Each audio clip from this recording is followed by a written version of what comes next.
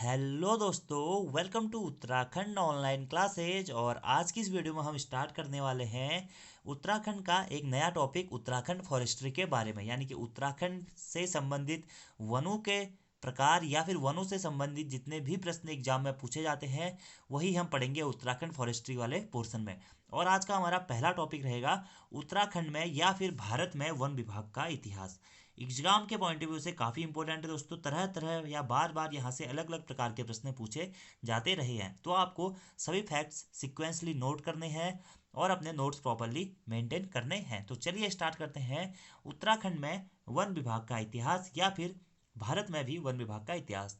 तो अगर वन की बात करें तो वनों से संबंधित जो प्रथम काम दोस्तों हाईलाइट में आता है वो आता है 1826 में, जब हमारे कुमाऊं कमिश्नर ट्रेल साहब के द्वारा साल के वृक्षों की कटाई पर रोक लगा दी गई थी। तो सबसे पहली जो शुरुआत हम कहें वनों से रिलेटेड जहां से हमें स्टार्ट करना है वो है 1826 से। 1826 में क्या हुआ था, कमिश्नर ट्रेल थे जो कुमाऊं कमिश्नर, उनके द्वारा साल के वृक्ष की कटाई पर रोक लगा दी गई थी। एग्जाम में प्रश्न यहाँ से पूछा जा सकता है कि कमिश्नर ट्रेल द्वारा साल के वृक्षों पर कटाई पर रोक कब लगाई गई, 1826 में।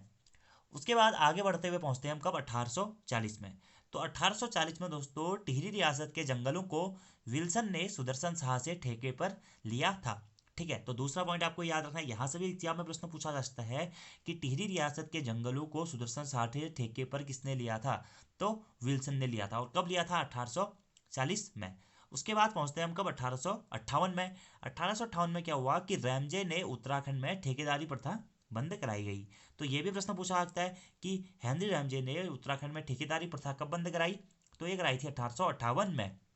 और यहाँ से शुरू होती है भारत में वन व्यवस्था की शुरुआत। 1861 में दोस्तों प्रथम बार वन बंदोबस्त किया गया और यह प्रश्न एग्जाम में भी पूछा जा चुका है।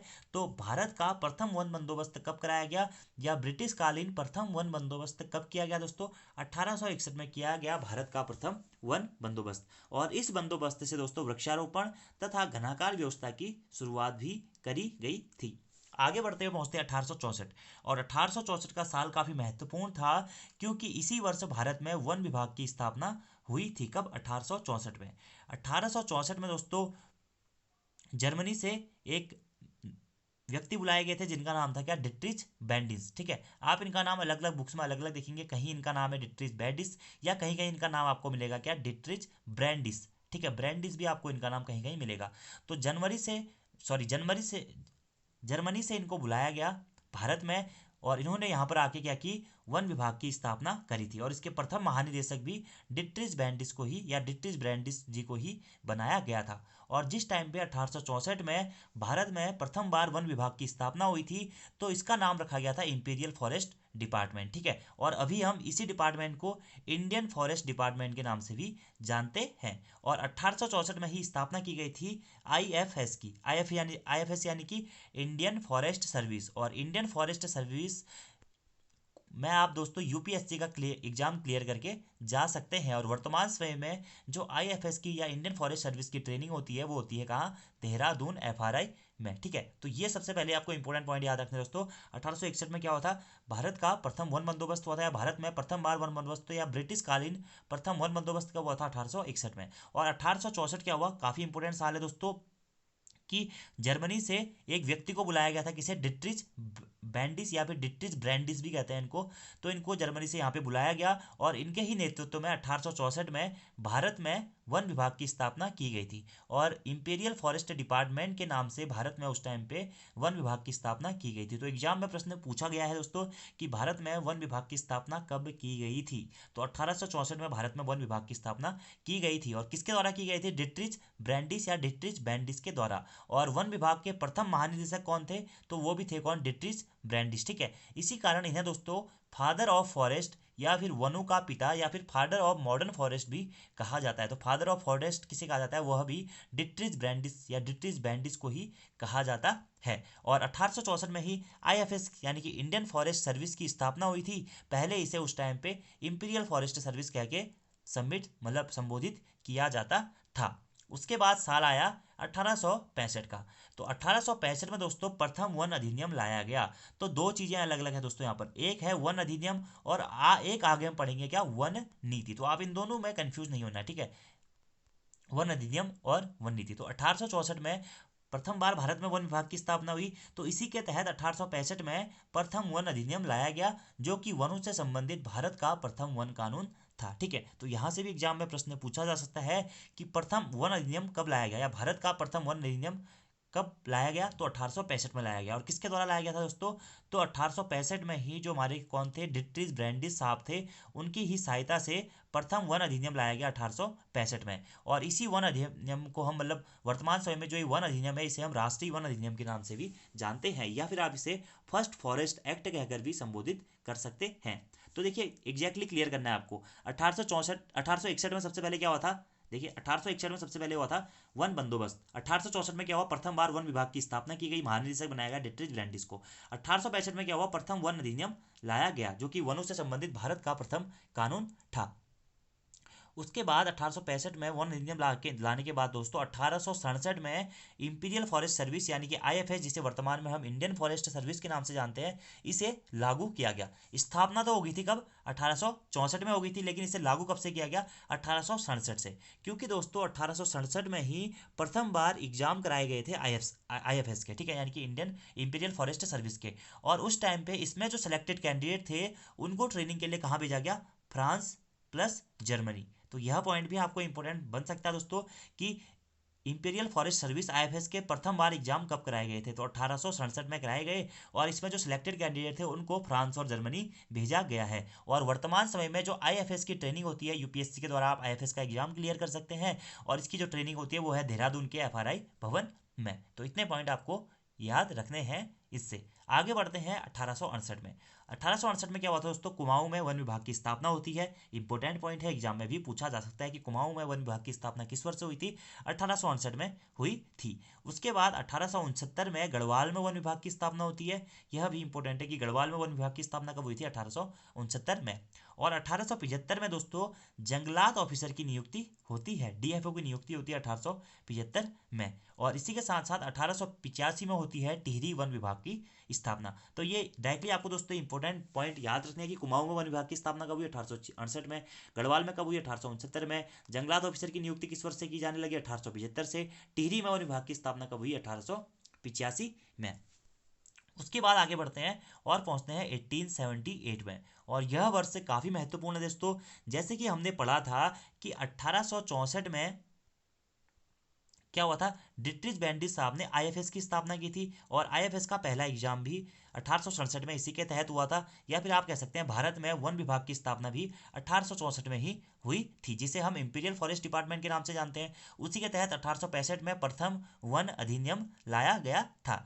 तो 1865 में जो वन अधिनियम लाया गया था उसमें प्रथम बार संशोधन किया गया 1878 में, ठीक है। और राष्ट्रीय वन अधिनियम 1865 में जो उस टाइम पे लाया गया था उसमें प्रथम बार संशोधन किया गया 1878 में। और इस संशोधन को नाम दिया गया अखिल भारतीय वन अधिनियम नाम से, ठीक है। तो उसके बाद से यह अखिल भारतीय वन अधिनियम नाम से जाना जाने लगा। और इसके तहत वनों को दो श्रेणियों में विभाजित किया गया।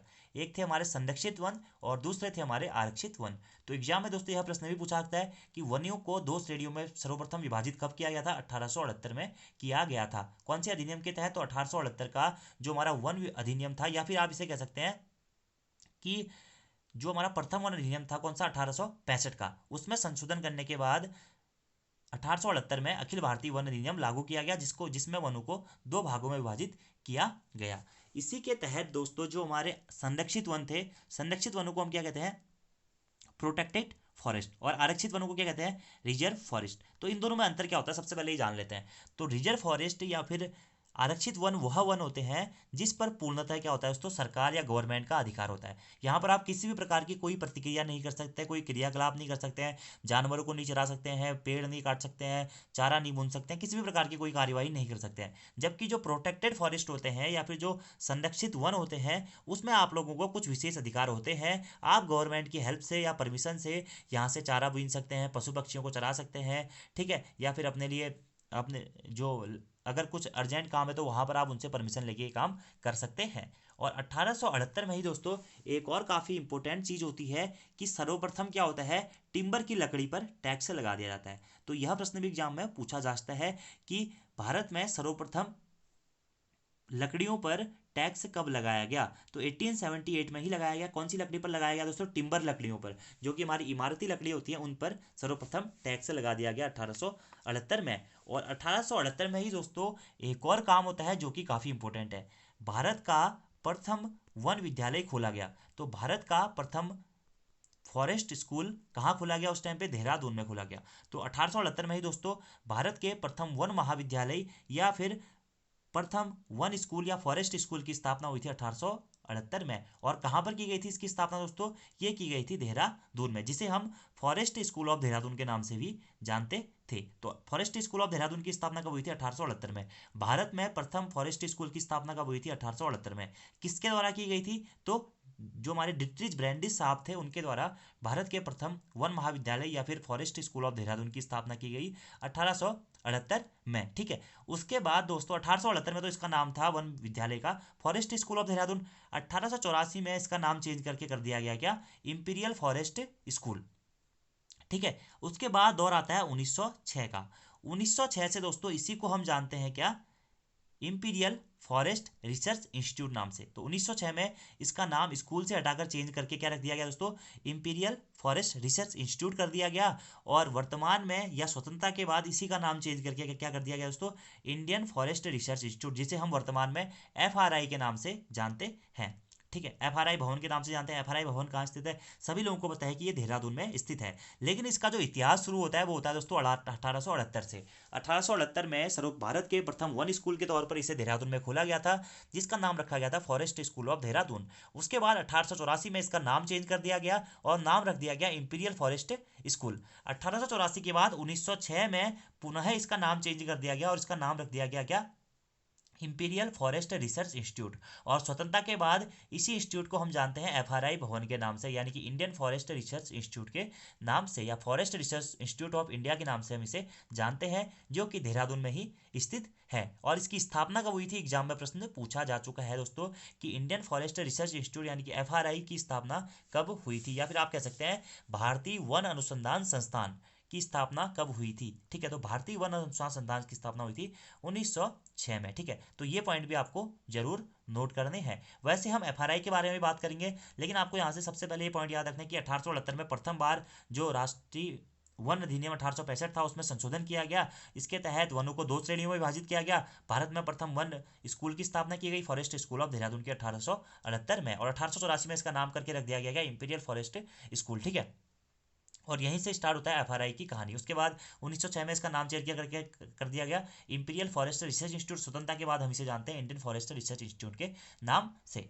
उसके बाद आगे बढ़ते हैं और पहुंचते हैं कहाँ? 1882 में। तो 1882 में क्या हुआ था दोस्तों?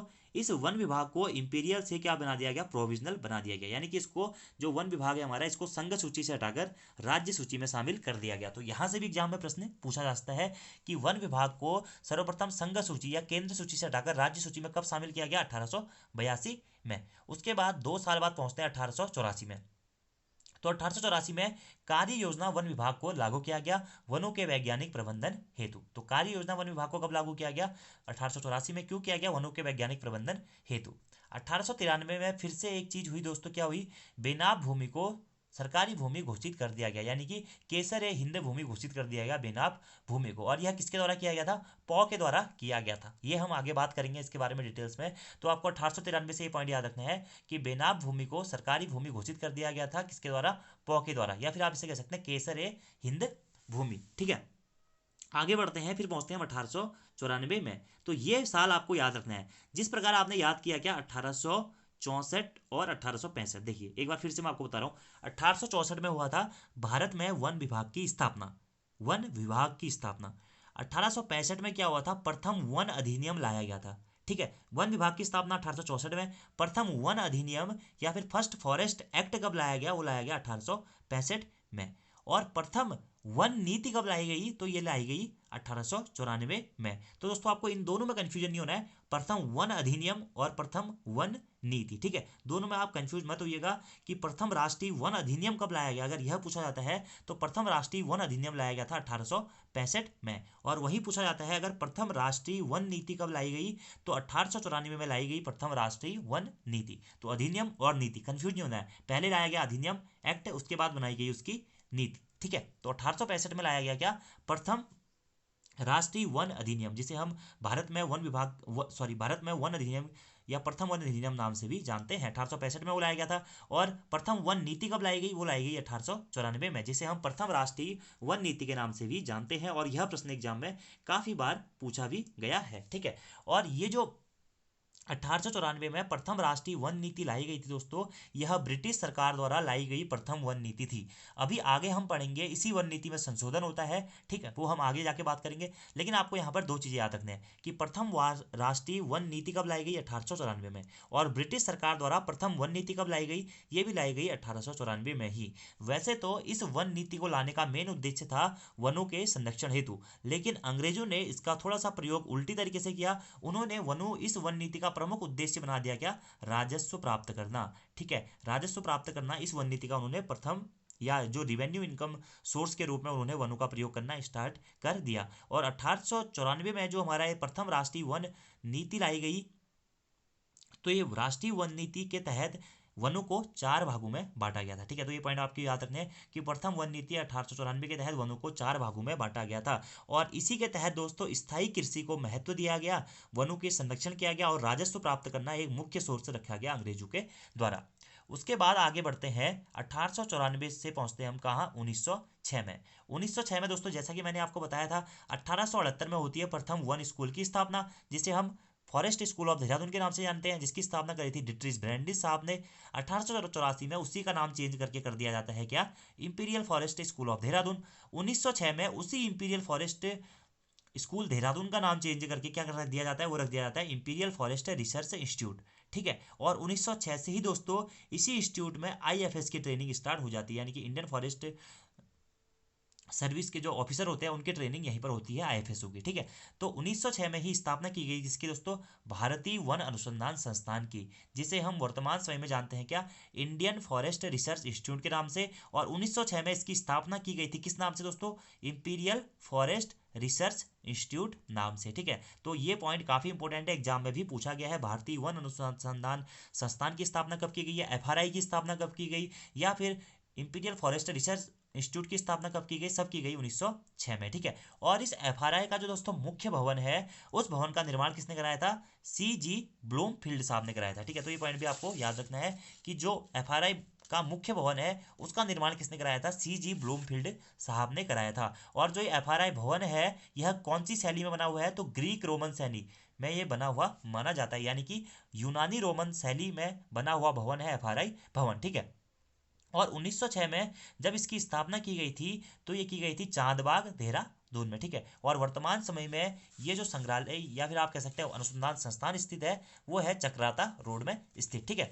तो इतने पॉइंट आपको याद रखने हैं। अब यहाँ से एक और प्रश्न एग्जाम में पूछा जा चुका है दोस्तों कि फॉरेस्ट रिसर्च इंस्टीट्यूट यानी कि एफआरआई को ने अपने 100 वर्ष कब पूरे किए, ठीक है। वीपीडीओ 2018 के एग्जाम में यह प्रश्न पूछा जा चुका है कि एफआरआई ने अपने 100 साल किस वर्ष पूरे किए, तो वो किए गए दोस्तों कब, 2006 में, क्योंकि एफआरआई की स्थापना मानी जाती है कब, 1906 से। वैसे तो 1878 में ही प्रथम वन स्कूल बना, उसके बाद उसी को इंपीरियल फॉरेस्ट स्कूल के नाम से जाना गया, फिर उसी स्कूल को चेंज करके बना दिया गया इंपीरियल फॉरेस्ट रिसर्च इंस्टीट्यूट, बाद में उसे ही इंडियन फॉरेस्ट रिसर्च इंस्टीट्यूट या फिर भारतीय वन अनुसंधान संस्थान के नाम से जानते हैं। लेकिन अगर पर्टिकुलरली इसकी स्थापना पूछी जाए तो वो हुई थी 1906 में। भारतीय वन अनुसंधान संस्थान की स्थापना कब हुई थी, 1906 में, ठीक है। और जो ये भवन है, एफआरआई भवन है, इसका निर्माण, जो इसका मुख्य भवन है उसका निर्माण कराया था सीएम ब्लूमफील्ड साहब ने। और यह ग्रीक रोमन या फिर आप कह सकते हैं यूनानी रोमन शैली में बना हुआ माना जाता है। 2006 में इसने अपने पूरे 100 साल पूरे किए हैं।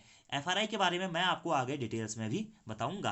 तो थोड़ा सा आप लोगों को हो रहा होगा कन्फ्यूजन, तो एक बार फिर से इतना रिकॉल कर लेते हैं, ठीक है। क्योंकि दोस्तों वन अधिनियम और वन नीति में आपको कन्फ्यूजन में नहीं जाना है। वन अधिनियम और वन नीति में काफ़ी सारे लोग कन्फ्यूजन में चले जाते हैं और एट लास्ट वन एग्जाम में यह प्रश्न गलत होने की संभावना आपकी बढ़ जाती है। तो प्रथम वन अधिनियम कब लाया गया था, 1865 में, ठीक है। और प्रथम वन नीति कब लाई गई, 1894 में, ठीक है। और अधिनियम और नीति इन दोनों में आपको कन्फ्यूजन में नहीं आना है। और इसी को आप कह सकते हैं प्रथम राष्ट्रीय वन अधिनियम कब लाया गया, या ब्रिटिशों के द्वारा प्रथम वन अधिनियम कब लाया गया, ये लाया गया 1865 में। और प्रथम राष्ट्रीय वन नीति कब लाई गई या ब्रिटिश के द्वारा प्रथम राष्ट्रीय वन नीति कब लाई गई, तो ये लाई गई कब, 1894 में। इसी के साथ साथ 1867 में IFS का प्रथम एग्जाम हुआ था, ठीक है, और उसके बाद जो उसमें सिलेक्टेड कैंडिडेट थे उनको ट्रेनिंग के लिए फ्रांस और जर्मनी भेजा। 1868 में कुमाऊं वन विभाग की स्थापना हुई, 1859 में गढ़वाल वन विभाग की स्थापना हुई, 1865 में 1885 में टिहरी वन विभाग की स्थापना हुई, 1875 में DFO की नियुक्ति, 1878 में जो ये हमारा 1865 का राष्ट्रीय वन अधिनियम था, इसमें संशोधन किया गया और वनों को 2 श्रेणियों में विभाजित किया गया। इसी के तहत भारत के प्रथम वन महाविद्यालय या फिर वन स्कूल की स्थापना की गई, कहाँ, देहरादून में। कब की गई, 1878 में। तो इससे भी प्रश्न पूछा जाता है। उसके बाद 1882 में इस वन विभाग को इंपीरियल से प्रोविजनल बना दिया गया, यानी कि संघ सूची से राज्य सूची में शामिल कर दिया गया। 1884 में कार्य योजना वन विभाग को लागू किया गया।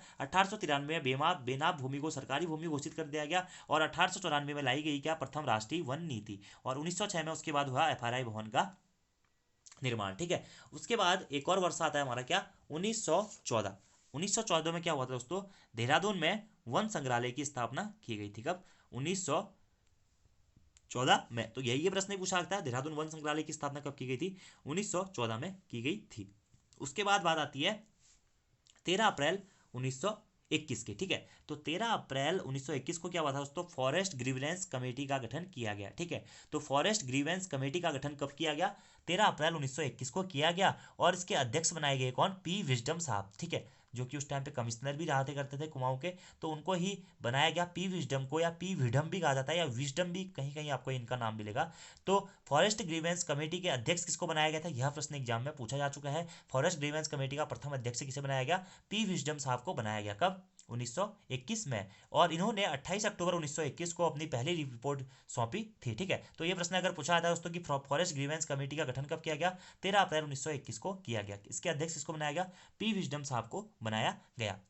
उसके बाद बात आती है 1925 की। तो 1925 में क्या हुआ दोस्तों कि फॉरेस्ट ग्रीवेंस कमेटी की सिफारिश पर वन समिति का गठन किया गया और वन पंचायत के गठन का निर्णय भी लिया गया और इसके प्रथम अध्यक्ष बनाए गए कैलाश गैरोला जी। तो यह प्रश्न भी एग्जाम में पूछा जा सकता है कि फॉरेस्ट ग्रीवेंस कमेटी की सिफारिश पर वन समिति का गठन और वन पंचायत का गठन किस वर्ष किया गया, 1925 में किया गया और इसके अध्यक्ष कौन बनाए गए, वो बनाए गए कैलाश गैरोला जी। उसके बाद आगे आता है 1826 वाला पॉइंट, ये मैं आपको बता चुका हूँ, ट्रेल द्वारा साल के वृक्षों की कटाई पर रोक लगाई गई थी, 1826 था, ठीक है। फिर हम पहुंचते हैं कहाँ, 1927 में। 1927 में एक और इंपॉर्टेंट चीज होती है दोस्तों, आ जाता है हमारा क्या, थर्ड फॉरेस्ट एक्ट। अब आप कहेंगे कि थर्ड फॉरेस्ट एक्ट कैसे, तो देखिए मैंने आपको बताया था कि प्रथम फॉरेस्ट एक्ट कब आया था, यानी कि जो हमारा प्रथम वन अधिनियम कब आया था, 1865 में आया था। उसके बाद उसी वन अधिनियम में संशोधन कब किया गया था, 1878 में किया गया था, जो कि हमारा क्या था, सेकेंड फॉरेस्ट एक्ट था। फिर आता है 1927 में क्या, थर्ड फॉरेस्ट एक्ट, ठीक है, जिसे वर्तमान में हम नेशनल फॉरेस्ट एक्ट के नाम से भी जानते हैं, यानी कि आप कह सकते हैं वर्तमान समय में इसे हम राष्ट्रीय वन अधिनियम के नाम से भी जानते हैं। और वर्तमान समय तक हमारा दोस्तों यही 1927 का जो फॉरेस्ट एक्ट है या फिर वन अधिनियम है, राष्ट्रीय वन अधिनियम है, अभी तक लागू है। और 1878 के एक्ट में संशोधित कर 1927 में कुछ और पॉइंट इसमें शामिल किए गए थे। अब देखिए हमने जैसे कि पढ़ा था दोस्तों कि 1878 में जब राष्ट्रीय वन अधिनियम 1865 में संशोधन किया गया था तो वनों को बांटा गया था 2 श्रेणियों में, कौन से, संरक्षित और आरक्षित, यानी कि रिजर्व और प्रोटेक्टेड।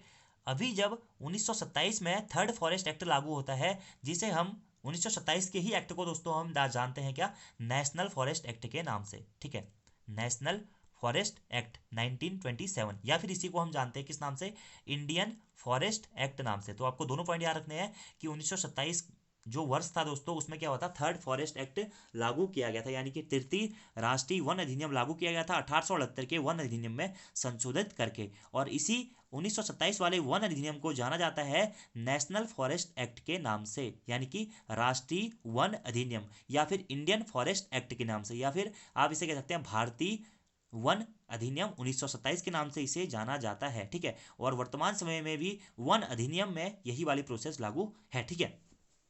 इसके तहत दोस्तों जो 1927 में वन अधिनियम लाया गया था, इसके तहत क्या हुआ, सबसे पहले तो इन्होंने वनों को 3 भागों में विभाजित किया गया।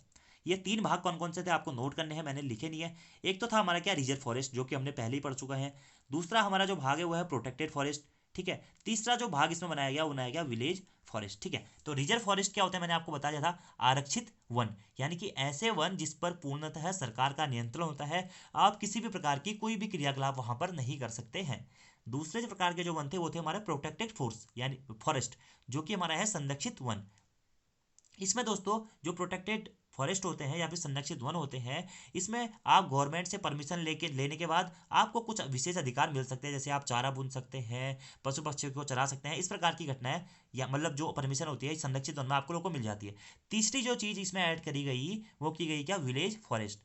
विलेज फॉरेस्ट यानी कि ग्राम वन, यानी कि ये जो वन होते हैं इसमें आप अपने पशु पक्षियों को चरा भी सकते हैं, चारा इकट्ठा भी कर सकते हैं, पेड़ भी काट सकते हैं, छोटे मोटे परमिशन लेने के बाद कंदमूल फल इकट्ठा कर सकते हैं, सभी प्रकार की प्रक्रियाएं आप विलेज फॉरेस्ट से कर सकते हैं। तो यह से दोस्तों प्रश्न एग्जाम में बनता है कि वनों को 3 भागों में कब बांटा गया या कौन से एक्ट के तहत बांटा गया।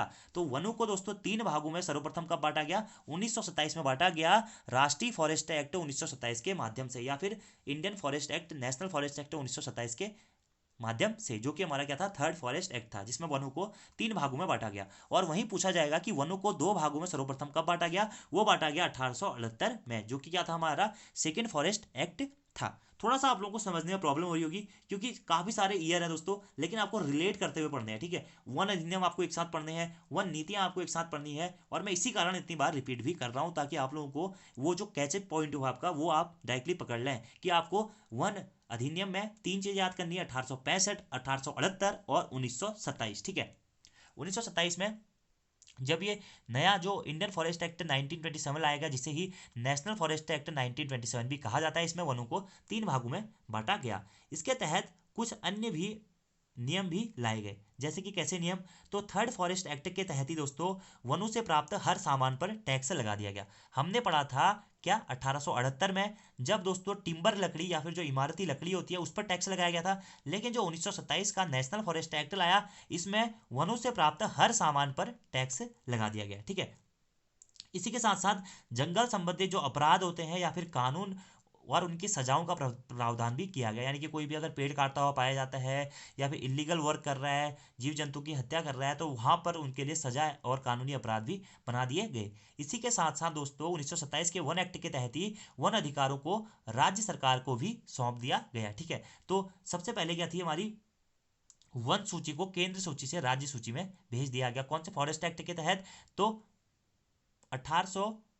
1927 के फॉरेस्ट एक्ट के तहत। ठीक है, या फिर 1927 के भारतीय वन या राष्ट्रीय वन अधिनियम के तहत क्या हुआ था कि वनों को राज्य सूची में शामिल कर दिया गया, यानी कि संघ सूची से हटाकर राज्य सरकार को इसे सौंप दिया गया। कब, 1927 में। ठीक है, तो इतने पॉइंट आपको 1927 से याद रखने हैं। इसके अलावा और भी काफी सारे चेंजेस हुए थे, लेकिन उतना इंपॉर्टेंट है नहीं। आपसे डायरेक्टली पूछा जाता है कि वर्तमान समय में कौन सी फॉरेस्ट नीति या वन नीति लागू है, तो वर्तमान समय में दोस्तों 1927 की राष्ट्रीय वन नीति या राष्ट्रीय वन अधिनियम लागू है, सॉरी नीति नहीं अधिनियम। ठीक है, तो नीति और अधिनियम में आपको कंफ्यूज नहीं होना है। वर्तमान में कौन सा राष्ट्रीय वन अधिनियम लागू है, तो 1927 का राष्ट्रीय वन अधिनियम लागू है, इंडियन या फिर नेशनल फॉरेस्ट एक्ट 1927। ठीक है, इतने पॉइंट आप लोगों के होंगे क्लियर।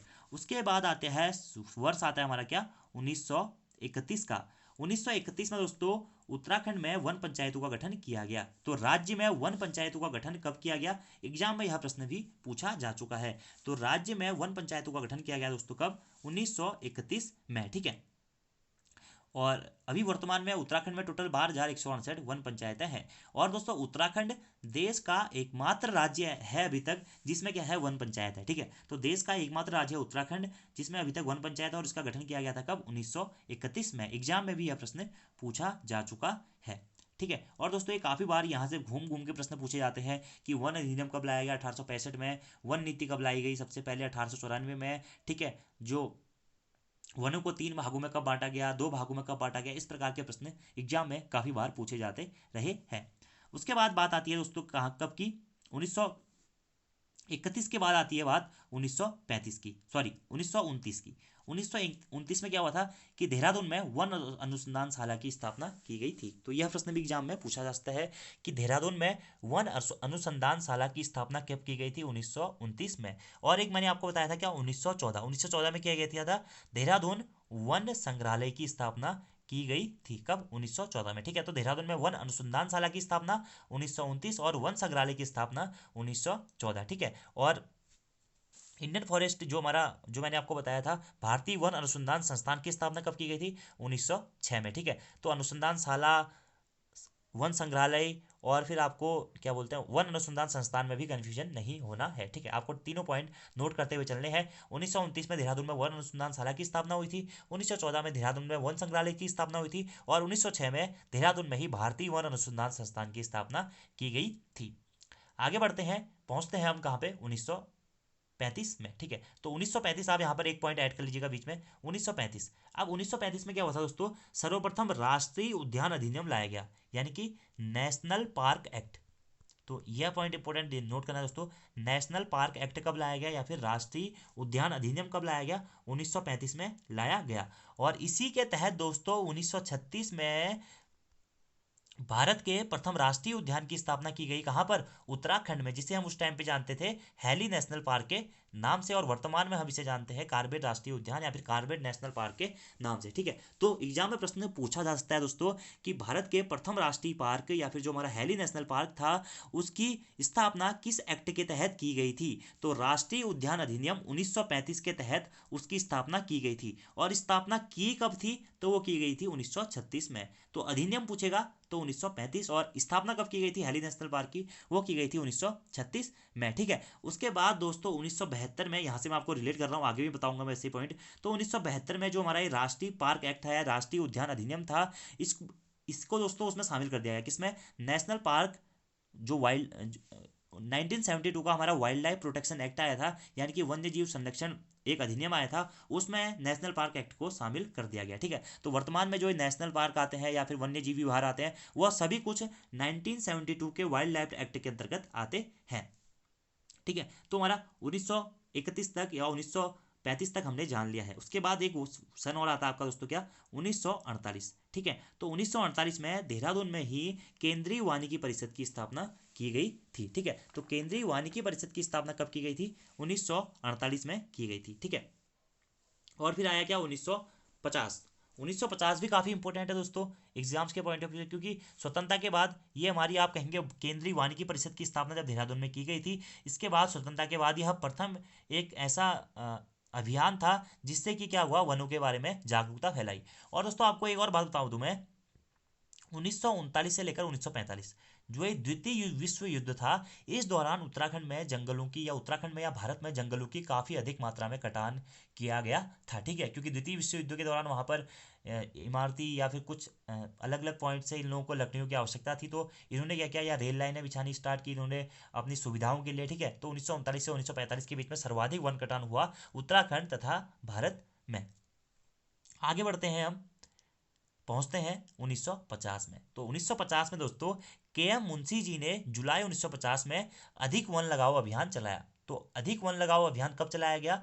1950 में। किसके द्वारा चलाया गया? के.एम. मुंशी के द्वारा चलाया गया। और 1950 में ही के.एम. मुंशी के द्वारा ही दोस्तों वन महोत्सव का आयोजन भी किया गया। ठीक है, तो आपको यह भी जरूर याद रखना है कि भारत में वन महोत्सव के संस्थापक के रूप में किसे जाना जाता है? तो भारत में वन महोत्सव के संस्थापक के रूप में भी के.एम. मुंशी साहब को ही जाना जाता है। और 1950 या जुलाई 1950 में सर्वप्रथम देश में वन महोत्सव का आयोजन किया गया। और 1950 में ही दोस्तों के.एम. मुंशी के द्वारा अधिक वन लगाओ अभियान भी चलाया गया था। इसी को हम बाद में वन महोत्सव के नाम से जाने जाने लगे। और वर्तमान समय में भी 1 से 7 जुलाई तक वन महोत्सव का आयोजन किया जाता है। ठीक है, यानी कि पेड़, अधिक मात्रा में वृक्ष लगाए जाते हैं। ठीक है, तो अधिक वन लगाओ अभियान किसने चलाया था?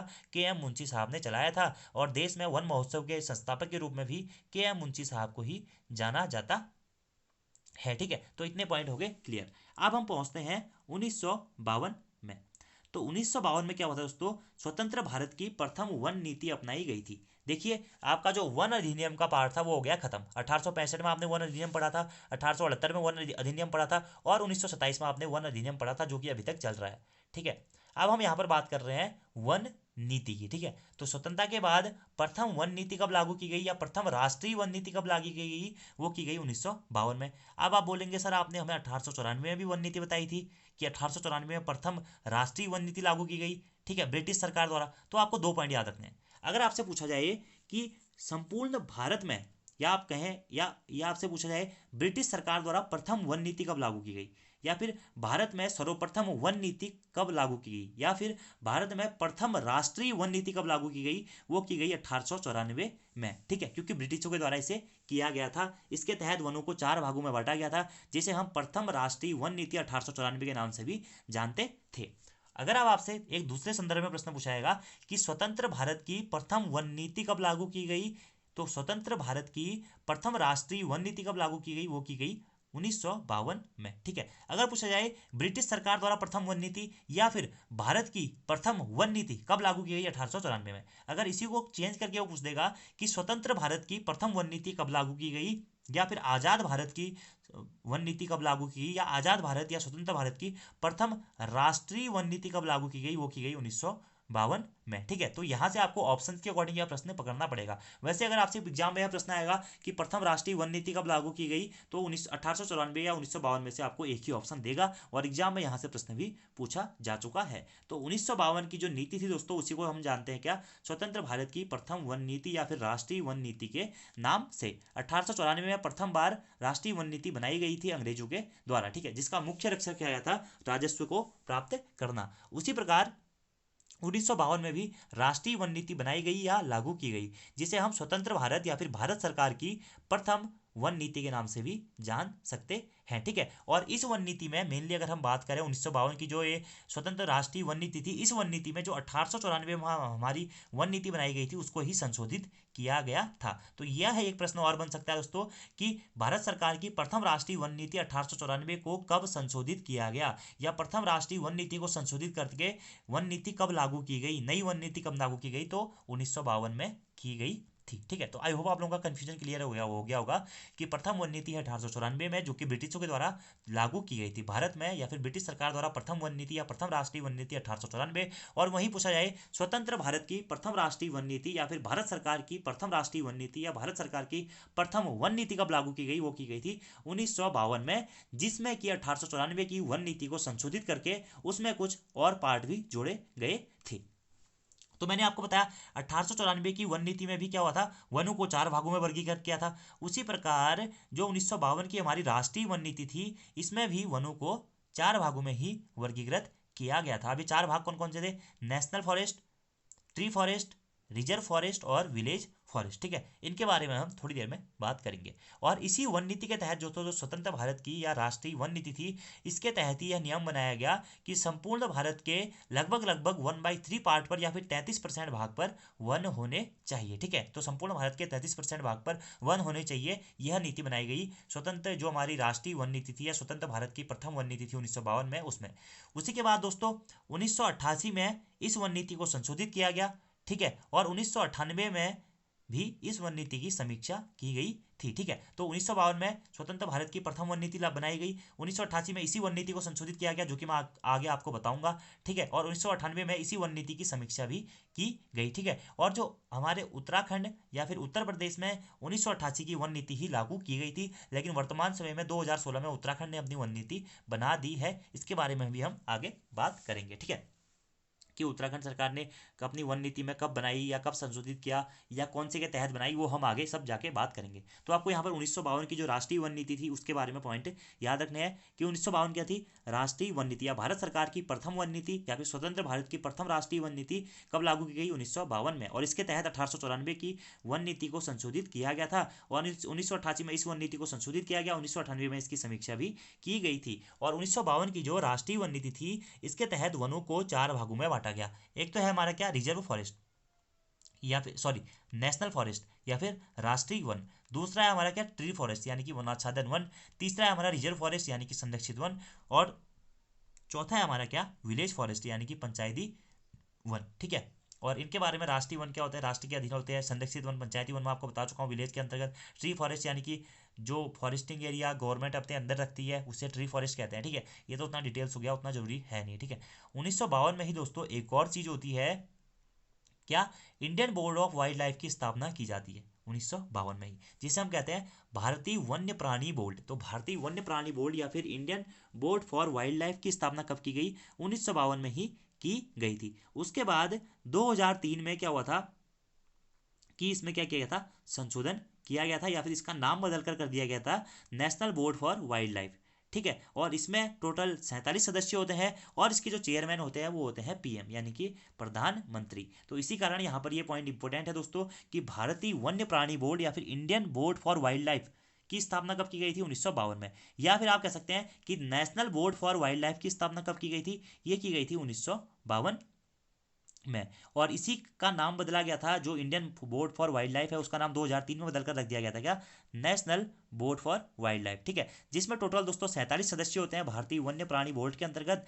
ठीक है, या फिर आप कहते हैं राष्ट्रीय वन्य बोर्ड प्राणी के अंतर्गत, वन्य प्राणी बोर्ड के अंतर्गत, जिसके जो चेयरमैन होते हैं वो कौन होते हैं, वो होते हैं प्रधानमंत्री जी। तो एग्जाम में यहाँ से प्रश्न पूछा जा सकता है कि राष्ट्रीय वन्य प्राणी बोर्ड या फिर Indian board for wild life या फिर आप कह सकते हैं कि भारतीय वन्य प्राणी बोर्ड के चेयरमैन कौन होते हैं, तो वो होते हैं प्रधानमंत्री। और वर्तमान समय में कौन है, नरेंद्र मोदी जी। उसके बाद बात आती है कब, 1964 की। अब 1964 में क्या हुआ था दोस्तों, 1964 एक हमारा पॉइंट है, एक पॉइंट है हमारा 1965 और एक पॉइंट है हमारा 1966। तीनों आपके लिए इंपॉर्टेंट है, एग्जाम में यहाँ से प्रश्न पूछे जा सकते हैं। तो 1964 में सबसे पहले आपको याद रखना है कि चंडी प्रसाद भट्ट जी ने जो कि पर्यावरणविद थे उत्तराखंड के, उन्होंने दसौली ग्राम स्वराज संघ की स्थापना करी थी। तो 1964 में आपको 1964 आगे डैश लगा के रखना है, लिखना है कि चंडी प्रसाद भट्ट जी ने दसौली ग्राम स्वराज संघ की स्थापना करी थी कब, 1964 में। और कहाँ पर करी थी, तो गोपेश्वर चमोली में चंडी प्रसाद भट्ट जी ने 1964 में दसौली ग्राम स्वराज्य संघ की स्थापना करी थी। तो 1964 क्लियर हो गया होगा आपका, क्या हुआ था, दसौली ग्राम स्वराज संघ की स्थापना हुई थी। कहाँ पर हुई थी, गोपेश्वर चमोली में। किसने करी थी, तो चंडी प्रसाद भट्ट ने करी थी। एग्जाम में ये प्रश्न भी पूछा जा चुका है। इसके बाद अगला जो पॉइंट आता है वो है 1965 का। अब बात आती है कि 1965 में क्या हुआ था, तो 1965 में दोस्तों सीएफसी का गठन किया गया था। सीएफसी यानी कि केंद्रीय वन आयोग। ठीक है, केंद्रीय वन आयोग की स्थापना की गई थी 1965 में। और 1966 में हुई थी सबसे इंपॉर्टेंट चीज, 1966 में क्या हुआ था दोस्तों, आईएफएस की शुरुआत हुई थी। अब आप कहेंगे सर आपने तो हमें आईएफएस की शुरुआत बता दी थी, कब से, 1864 से, जबकि भारत में वन विभाग की स्थापना हुई थी उसी टाइम आईएफएस की भी स्थापना हुई थी। और 1867 में उसका प्रथम एग्जाम भी हुआ था, जिसमें जो सिलेक्टेड कैंडिडेट थे उनको फ्रांस और जर्मनी भेजा गया था ट्रेनिंग के लिए। उसके बाद जब हमारा 1906 में एफआरआई बनाया गया, तो एफआरआई में उनकी ट्रेनिंग होने लगी थी कि जर्मनी और फ्रांस से नहीं भेजते थे। फिर आप यहाँ पर हमें कैसे बता रहे हैं कि 1966 में क्या हुआ था, फिर से इंडियन फॉरेस्ट सर्विस या फिर भारतीय वन सेवा की शुरुआत हुई थी, जिसमें यूपीएससी क्लियर करके आप जा सकते हैं। तो इसका क्या इतिहास है, देखिए आईएफएस का इतिहास अब मैं थोड़ा सा आपको बता देता हूँ। इंडियन फॉरेस्ट सर्विस का इतिहास, तो इंडियन फॉरेस्ट सर्विस की स्थापना हुई थी कब, 1864 में।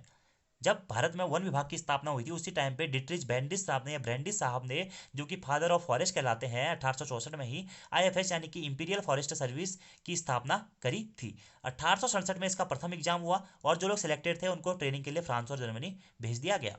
और उसके बाद दोस्तों यह जो आईएफएस थी 1864 से लेकर चली थी कब, 1935 तक।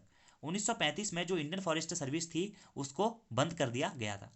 उसके बाद दोस्तों 1966 में इसे फिर से चलाया गया। ठीक है, तो 1966 में, इसीलिए मैं यहाँ पर आपको लिखा रहा हूँ कि भारतीय वन सेवा यानी कि इंडियन फॉरेस्ट सर्विस की शुरुआत हुई थी कब, 1966 में। क्योंकि जो हमारा इंपीरियल फॉरेस्ट सर्विस थी, जिसे हम ब्रिटिश वन सेवा के नाम से जानते हैं, 1864 में उनकी स्थापना हो गई, 1935 में उसे बंद कर दिया गया था। तो अगर एग्जाम में आपसे यह प्रश्न पूछा जाता है दोस्तों कि आईएफएस यानी कि इंडियन फॉरेस्ट सर्विस की स्थापना कब हुई थी या भारतीय वन सेवा की शुरुआत कब से हुई थी, तो वो हुई थी 1966 से आईएफएस। ठीक है, यूपीएससी के थ्रू आप यहाँ पर ज्वाइन कर सकते हैं आईएफएस को। ठीक है, और वर्तमान में इनकी ट्रेनिंग कहाँ होती है आईएफएस की, आपको ये भी याद रखना है। तो इनकी ट्रेनिंग वर्तमान समय में होती है एफआरआई में। ठीक है, एफआरआई देहरादून में। तो इतने पॉइंट आप लोग के होंगे क्लियर। अब बात आ जाती है, हम पहुंच जाते हैं 1972 में।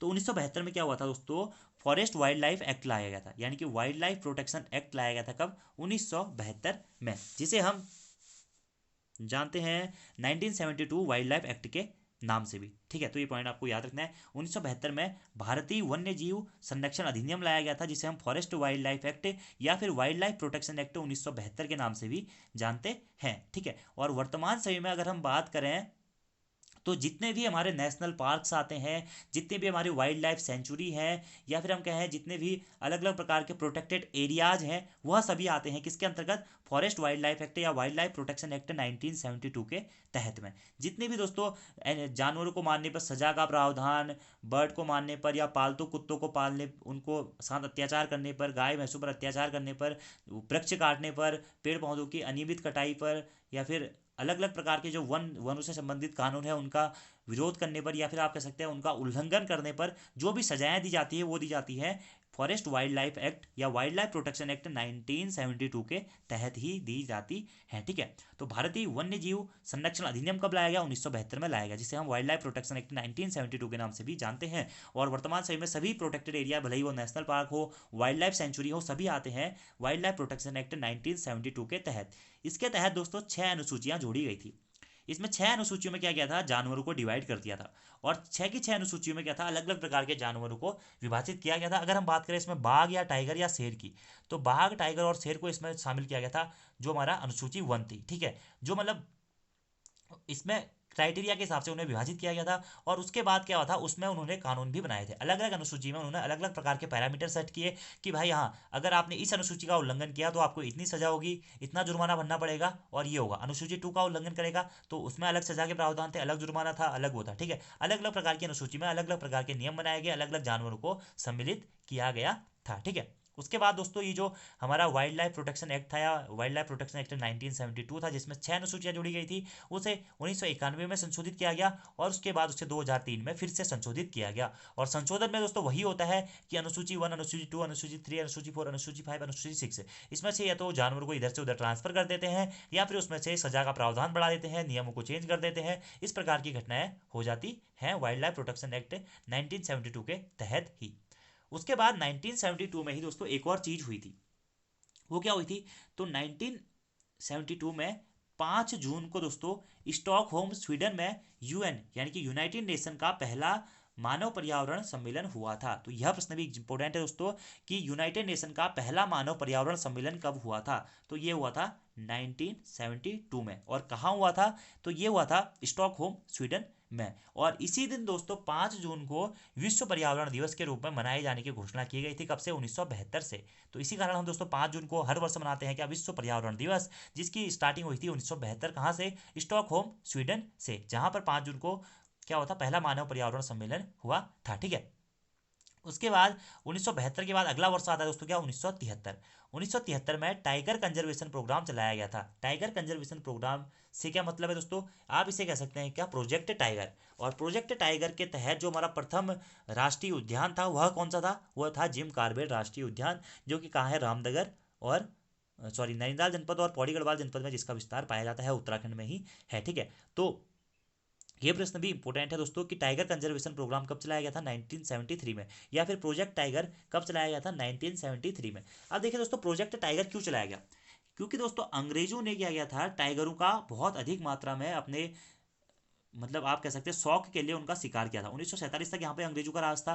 तो अंग्रेजों ने क्या किया? शौक के चलते क्या हुआ था? काफ़ी सारे बाघों की हत्या कर दी। जो हमारे लैंपर्ड होते हैं, चीते होते हैं, शेर होते हैं, उनकी हत्याएं कर दी। तो जिसके बाद इनकी क्या होने लगी? कमी होने लगी, और जो हमारा पारिस्थितिक तंत्र होता है वह गड़बड़ाने लगा। उसी के तहत जब इंदिरा गांधी जी की सरकार आई थी तो उन्होंने 1973 में क्या किया? सबसे पहले टाइगर कंजर्वेशन प्रोग्राम चलाया। ठीक है, जिसे हम प्रोजेक्ट टाइगर के नाम से भी जानते हैं। और इसके तहत दोस्तों देश में 9 टाइगर रिजर्व बनाए गए उस टाइम पे। ठीक है, उस टाइम पे इसके तहत देश में 9 टाइगर रिजर्व भी बनाए गए थे। ठीक है, और पहला जो टाइगर रिजर्व या बाघ संरक्षण या प्रोजेक्ट टाइगर के अंतर्गत जो राष्ट्रीय उद्यान था वो कौन सा था? कॉर्बेट राष्ट्रीय उद्यान। ठीक है, और यहीं से आपको एक और चीज आप याद रख सकते हैं कि 2005 में दोस्तों टाइगर के रिगार्डिंग ही क्या करी गई है? नेशनल टाइगर अथॉरिटी की स्थापना की गई है। ठीक है, तो नेशनल टाइगर अथॉरिटी की स्थापना कब की गई है? वो की गई है 2005 में। और इसी के तहत दोस्तों 29 जुलाई को मनाया जाता है क्या?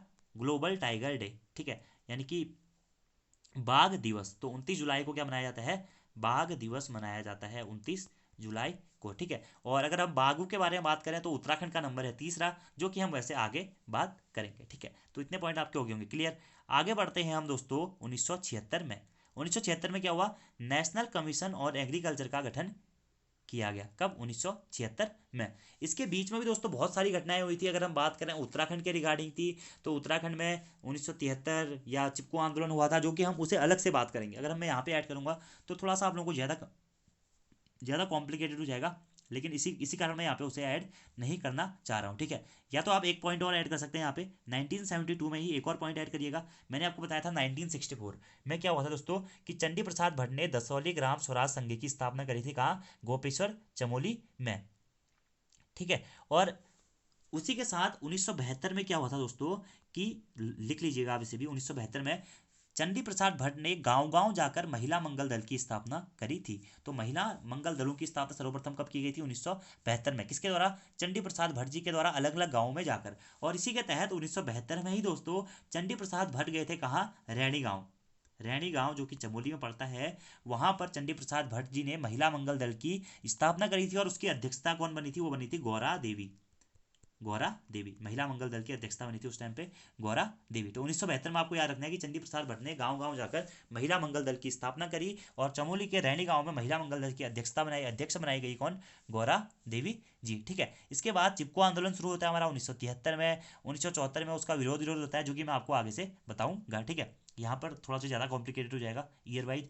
फिर हम आते हैं कब, 1976 में। 1976 में क्या हुआ था दोस्तों कि नेशनल कमीशन और एग्रीकल्चर का गठन हुआ था, कब, 1976 में, ठीक है। और इतना पॉइंट आपको यहाँ से याद रखना है, ठीक है। 1976 में इसका गठन हुआ था। लेकिन अगर वैसे इसकी एक्चुअली बात किया जाए तो नेशनल कमीशन और एग्रीकल्चर का गठन तो किया गया था 1970 में, लेकिन इसकी जो फाइनल रिपोर्ट सौंपी गई थी वो सौंपी गई थी 1976 में। इसी कारण नेशनल कमीशन और एग्रीकल्चर का गठन भी 1976 में ही माना जाता है। उसके बाद आता है 1978। तो 1978 में क्या हुआ था, वन आंदोलन के दौरान उत्तराखंड प्रथम बार बंद हुआ था, कब, जुलाई 1978 में। और यह प्रश्न भी एग्जाम में पूछा जा चुका है कि उत्तराखंड का जो क्षेत्र है या फिर वर्तमान कुमाऊं गढ़वाल का जो क्षेत्र है वह प्रथम बार बंद कब हुआ था या किस दौरान हुआ था। तो वन आंदोलन के दौरान वह प्रथम बार बंद हुआ था, कब, जुलाई 1978 में, ठीक है। इसके बाद बढ़ते हैं आगे। अब हम पहुंच गए कहाँ, 1980 में। 1980 में क्या हुआ था दोस्तों, फॉरेस्ट कंजर्वेशन एक्ट लाया गया, यानी कि वन संरक्षण अधिनियम लाया गया, कब, 1980 में, ठीक है। और ये भी इंपॉर्टेंट है, फॉरेस्ट कंजर्वेशन एक्ट कब लाया गया, वन संरक्षण अधिनियम का कब लाया गया, 1980 में लाया गया। आगे बात करें 1981, तो इसी फॉरेस्ट कंजर्वेशन एक्ट के तहत दोस्तों 1981 में राष्ट्रीय वन सर्वेक्षण विभाग की स्थापना की गई, कहाँ, देहरादून में। तो यह पॉइंट काफ़ी इंपॉर्टेंट बन जाता है, एग्जाम में भी पूछा गया है कि भारतीय वन सर्वेक्षण विभाग की स्थापना कब की गई, या फिर आप इसे कह सकते हैं राष्ट्रीय वन सर्वेक्षण विभाग की स्थापना कब की गई, 1981 में की गई भारतीय वन सर्वेक्षण विभाग की स्थापना, या फिर राष्ट्रीय वन सर्वेक्षण विभाग की स्थापना। आप इसे कह सकते हैं forest survey of India, forest survey of India विभाग डिपार्टमेंट की स्थापना कब की गई थी, 1981 में की गई थी, ठीक है। और इसका मुख्यालय कहाँ स्थित है, राष्ट्रीय वन सर्वेक्षण विभाग का, तो इसका मुख्यालय है देहरादून में स्थित, ठीक है। और इसी के तहत दोस्तों हमारा 1987 में वन रिपोर्ट मतलब प्रारंभ की गई थी, ठीक है। और उसी के तहत प्रथम वन रिपोर्ट जारी की गई, द्वितीय वन रिपोर्ट जारी की गई, जिसके तहत हमें आज वर्तमान समय में वनों की कंडीशन के बारे में पता चलता है कि भारत में कितने वन हैं, उत्तराखंड के सभी राज्यों में अलग अलग प्रकार से कितने वन हैं। तो 1981 में आपको याद रखना है दोस्तों कि भारतीय वन सर्वेक्षण विभाग की स्थापना की गई, या फिर राष्ट्रीय वन सर्वेक्षण विभाग की स्थापना की गई, जिसे हम forest survey department of India नाम से भी जानते हैं। इसे आप ISFR भी लिख सकते हैं। ISFR की स्थापना कब हुई थी, 1981 में ही हुई थी। और कहाँ की गई थी, तो देहरादून में की गई थी। यानी कि भारतीय वन सर्वेक्षण विभाग की स्थापना देहरादून में कब की गई थी, 1981 में की गई थी, ठीक है, जिसे हम फॉरेस्ट सर्वे ऑफ इंडिया के नाम से भी जानते हैं। और इसका कार्य क्या था दोस्तों, इसका काम है वन के जो भी आंकड़े होते हैं उसे इकट्ठा करना, वन सर्वे करना, उसके बाद वन रिपोर्ट जारी करना भी इसी का काम है। जो वर्तमान समय में दोस्तों हम वन रिपोर्ट पढ़ते हैं, जो कि प्रत्येक 2 वर्ष बाद वन रिपोर्ट जारी की जाती है, पहली वन रिपोर्ट जारी हुई थी कब, 1987 में। तो राष्ट्रीय वन सर्वेक्षण विभाग ने, या फिर जो हमारा भारतीय वन सर्वेक्षण विभाग है, उसने प्रथम वन रिपोर्ट कब जारी की गई थी, या कब जारी की थी, या फर्स्ट फॉरेस्ट रिपोर्ट उन्होंने कब जारी की, तो 1987 में उन्होंने प्रथम वन रिपोर्ट जारी करी थी। और वर्तमान समय में जो भी वन सर्वेक्षण करके वन रिपोर्ट जारी की जाती है वो किसके द्वारा की जाती है, वह की जाती है राष्ट्रीय वन सर्वेक्षण विभाग के द्वारा, या फिर forest survey of India department के द्वारा, या फिर आप इसे कह सकते हैं भारतीय वन सर्वेक्षण विभाग के द्वारा, ठीक है। और प्रत्येक 2 वर्ष बाद दोस्तों राष्ट्रीय वन सर्वेक्षण विभाग के द्वारा क्या की जाती है, वन रिपोर्ट तैयार की जाती है। और इसी वन रिपोर्ट के आधार पर हमें यह अंदाजा लगता है कि भारत में कितने वन हैं, और उत्तराखंड में कितने वन है, प्रत्येक राज्य में कितने वन है, कौन से प्रकार के कितने वन है, अलग अलग प्रकार से आगे हम अगर बात करेंगे तो जब इन्होंने अपनी प्रथम रिपोर्ट सौंपी थी दोस्तों, भारतीय वन सर्वेक्षण विभाग ने या फिर राष्ट्रीय वन सर्वेक्षण विभाग ने प्रथम रिपोर्ट सौंपी थी कब, 1987 में। ठीक है, कब प्रथम वन रिपोर्ट सौंपी थी, 1987 में। और वर्तमान समय में 2017 में आई है दोस्तों वन रिपोर्ट, जिसे हम जानते हैं क्या, 15वीं वन रिपोर्ट के नाम से। और जो ये भारतीय वन सर्वेक्षण विभाग है, यह प्रत्येक 2 वर्षों में वन रिपोर्ट प्रस्तुत करता है। वर्तमान समय में दोस्तों 2019 की वन रिपोर्ट अभी तक आई नहीं है, इसलिए हम 15वीं वन रिपोर्ट 2017 वाली पढ़ेंगे अगली वीडियो में। उससे पहले हम आगे इस टॉपिक को कंप्लीट कर लेते हैं। लेकिन जब 1987 में इसने अपनी पहली रिपोर्ट पेश करी थी दोस्तों, उस टाइम देश में ओनली 19.12% वन थे, या 19 पॉइंट कुछ परसेंट वन थे उस टाइम पे, जिस टाइम पे इन्होंने पहली रिपोर्ट अपनी सबमिट करी थी। और 2017 में अगर बात करें, जब इन्होंने 15वीं वन रिपोर्ट सबमिट की है, तो इस टाइम भारत में 21.54% वन है। ठीक है, और अगर हम देखें जो हमारी राष्ट्रीय वन नीति है 1900 कौन सी 52 की, उसके तहत मिनिमम 33% भाग पर हमारे उत्तर भारत में क्या होने चाहिए, वन होने चाहिए। लेकिन अभी तक वो टारगेट कंप्लीट नहीं किया जा चुका है। आगे बढ़ते हैं 1981 जब आप पहुंचते हैं 1982 में। 1982 में भारतीय वन्य जीव संस्थान की स्थापना की गई। कब, 1982 में। 1985 पहुंचे तो 1985 में क्या हुआ दोस्तों, भारतीय वन्य जीव बोर्ड की स्थापना की गई। और इसी भारतीय वन्य जीव बोर्ड के जो अध्यक्ष होते हैं, यह भी कौन होते हैं, प्रधानमंत्री ही होते हैं। ठीक है, तो भारतीय वन्य जीव बोर्ड की स्थापना कब की गई, वो की गई 1985 में। ठीक है, इसके पहले भी दोस्तों मैंने आपको एक चीज बताई थी, क्या, national board for wild life. चलिए वो तो ज़्यादा इंपॉर्टेंट है नहीं, 1952 वाला। ठीक है, तो ये भी हो गया, आपको वो मैं बता भी चुका हूँ आपको। ठीक है, आगे बात करते हैं 1988 में। तो 1988 जैसा कि मैंने आपको बताया था दोस्तों कि वन नीति बनाई गई, प्रथम जो स्वतंत्र भारत की प्रथम वन नीति थी 1952 में बनाई गई। उसमें प्रथम बार संशोधन कब हुआ, 1988 में हुआ। तो 1988 में दोस्तों जो हमारी क्या थी, वन नीति थी, राष्ट्रीय वन नीति थी, उसमें संशोधन हुआ था। 1952 की जो राष्ट्रीय वन नीति थी उसमें संशोधन किया गया था कब, 1988 में। ठीक है, और इसके तहत कुछ अन्य अन्य पॉइंट भी वहां पर जोड़े गए थे। इसी के तहत 1980 वन संरक्षण अधिनियम में भी संशोधन किया गया था। तो 1988 में क्या हुआ था, दो चीजें हुई थी। एक तो 1952 की जो हमारी राष्ट्रीय वन नीति थी उसमें संशोधन हुआ था, और उसी के साथ साथ में 1980 में जो वन संरक्षण अधिनियम था या फिर फॉरेस्ट कंजर्वेशन एक्ट था, उसमें भी संशोधन किया गया था। ठीक है, और 1988 में देखिए राष्ट्रीय वन नीति लाई गई, और वर्तमान समय में अभी कौन सी राष्ट्रीय वन नीति लागू है, 1988 वाली वन नीति ही लागू है। अब देखिए दो चीज़ें थी, अब यहाँ पर आपको कन्फ्यूज तो नहीं करता हूँ, क्लियर करता हूँ। ठीक है, एक है वन नीति, एक है वन अधिनियम। वर्तमान समय में कौन सा वन अधिनियम लागू है, तो 1927 का वन अधिनियम लागू है। ठीक है, क्लियर हो गया। और वर्तमान समय में कौन सी वन नीति लागू है, तो 1988 की राष्ट्रीय वन नीति लागू है। क्योंकि जो 1952 की वन नीति थी उसमें भी कुछ संशोधन कर दिया था, यानी कि उसके तहत जो भी प्रावधान थे वो तो काफ़ी डिटेल्स हो जाता है कि क्या क्या प्रावधान थे, तो उसमें कुछ चेंजिंग कर दी गई, कुछ नए नियम बना दिए गए, कुछ पुराने नियम हटा दिए गए, कुछ संशोधन कर दिए गए, अलग अलग चीज़ें। ठीक है, तो वर्तमान समय में कौन सी वन नीति लागू है, 1988 वाली वन नीति लागू है। और वर्तमान समय में कौन सा वन अधिनियम लागू है, तो 1927 वाला वन अधिनियम लागू है पूरे भारत में। तो अब हो गया होगा आपका ये वन नीति और वन अधिनियम क्लियर। ठीक है, और सबसे पहले आपको बता दिया था हमने कि मैंने आपको कि वन जो अधिनियम था कब लाया गया था, 1865 में, और वन नीति कब लाई गई थी, 1894 में। ठीक है, तो ये हो गया आपका क्लियर। आगे बात करते हैं हम 1988 के बाद। वर्तमान समय में आपको याद रखना है कि कौन सी वन नीति चल रही है, राष्ट्रीय वन नीति 1988 चल रही है। उसके बाद एक और पॉइंट मैंने आपको वहां पर लगाया था, 1998 में इसकी क्या की गई थी, समीक्षा भी की गई थी। ठीक है, इस वन नीति की। उसके बाद बढ़ते हैं हम आगे 1987 में। 1987 में जैसा कि मैंने आपको बताया था कि क्या हुआ दोस्तों, 1981 में राष्ट्रीय वन सर्वेक्षण विभाग की स्थापना हुई थी। कब, 1981 में, जिसे हम फॉरेस्ट सर्वे ऑफ इंडिया के नाम से भी जानते हैं, यानी कि ISFR, Indian forest survey of India के नाम से भी इसे हम जानते हैं। 1981 में इसकी स्थापना हुई थी, और इसने अपनी जो प्रथम रिपोर्ट सबमिट करी थी वो करी थी 1987 में। तो 1987 से प्रथम बार क्या हुआ था, वन रिपोर्ट जारी होना प्रारंभ हुआ था। ठीक है, और किसके द्वारा प्रारंभ की जाती है भारत में वन रिपोर्ट, ये भी प्रश्न पूछा जाता है कि प्रत्येक 2 वर्षों में वन रिपोर्ट किसके द्वारा जारी की जाती है, तो भारतीय वन सर्वेक्षण विभाग के द्वारा जारी की जाती है, जिसकी स्थापना हुई थी 1981 में, और इसका मुख्यालय कहाँ स्थित है, देहरादून में स्थित है। तो 1987 में देश की प्रथम वन रिपोर्ट जारी की गई, और 1987 से ही वन रिपोर्ट जारी करना प्रारंभ किया गया। ठीक है, और प्रत्येक 2 वर्ष बाद यह वन रिपोर्ट जारी की जाती है। तो प्रथम बार जब इसकी वन रिपोर्ट 1987 में जारी की गई तो इसमें देश में टोटल कितने परसेंट वन थे दोस्तों? देश के टोटल 19.12% भाग पर क्या थे?